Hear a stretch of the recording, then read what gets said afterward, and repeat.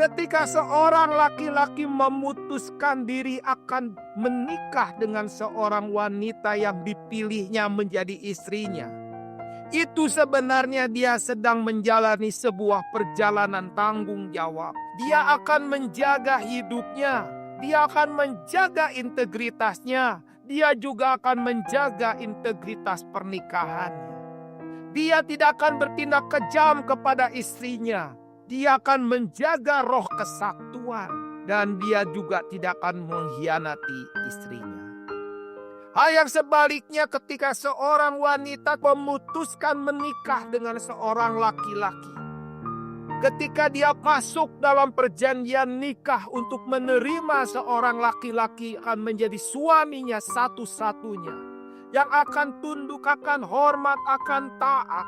Akan melayaninya dalam suka maupun duka, yang akan mengasihinya dalam keberadaan maupun dalam kekurangan, dalam sehat maupun sakit. Ketika itu juga dia sedang berkata kepada Tuhan, aku tidak akan melakukan apa yang dibenci oleh Tuhan. Aku tidak akan menceraikan suamiku. Aku tidak akan bertindak kejam kepada suamiku. Aku akan menjaga roh kesatuan. Aku tidak akan mengkhianati suami. Jadi ketika seorang laki-laki berkata kepada Tuhan, aku akan memilih dia menjadi istriku. Aku akan menjadikan dia istriku. Aku akan menetapkan dia jadi istriku. Dia akan berkata kepada Tuhan, aku akan hidup dengan istriku. Tidak akan melakukan hal-hal yang keras kepadanya atau melakukan hal-hal yang kejam terhadap istriku. Aku akan mengendalikan nafsu birahiku dan aku tidak akan menceraikan istriku. Jadi ketika seorang hidup di hadapan Tuhan, dia bukan hidup dalam ibadahannya. Rajin menabur, pelayanan menabur, keuangan di pelayanan, bukan itu.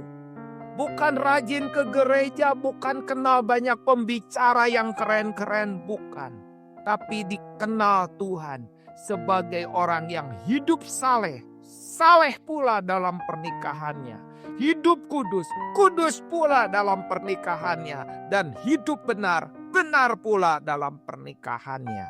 Maka Tuhan akan menopang orang-orang yang hidup dalam integritasnya. Jadi dalam pernikahan ada wanita-wanita yang menjadi korban KDRT. Saudara dengar baik-baik. Seorang laki-laki telah memilihnya menjadi istrinya.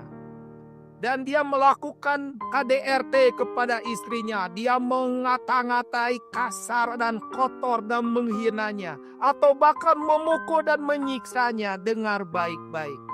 Tuhan juga membenci perceraian. Tuhan juga membenci hal-hal yang kejam yang dilakukan kepada istri. Jadi, ketika seorang suami tidak menceraikan istrinya, tetapi dia bertindak kejam, bertindak kasar dan mengkhianati istrinya, dia sedang melakukan yang dibenci oleh Tuhan. Dia nggak punya integritas.